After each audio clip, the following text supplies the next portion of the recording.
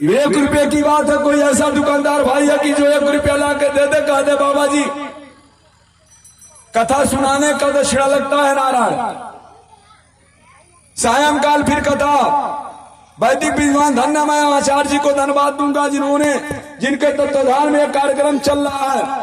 और हर जग में तो जग के आचार्य पहले एडवांस में दबा करके पूजा पाठ कराते हैं। यहाँ के धन्यवाद आचार्य जी को दूंगा जिन्होंने 21 साल पहले ही अपने दे दिया। ये पहली बार मैं देवरिया में पहला बार सुना, मैं अनेकों जगहों में जाता हूं, गिनती नहीं इतना जगह में मैं जाता हूं और हर जगह में व्यवस्था में लगा रहता हूं।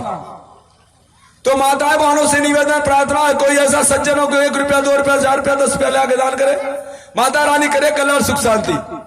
हाँ बोलो।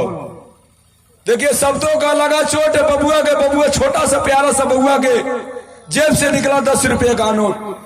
माता रानी करे कल्याण सुख शांति दे, रक्षा प्रदान करे। आप लोग बढ़ चढ़ के दान पुण्य करे, पुण्य के भागी बने। जय जय श्री सीताराम, जय हनुमान जी महाराज।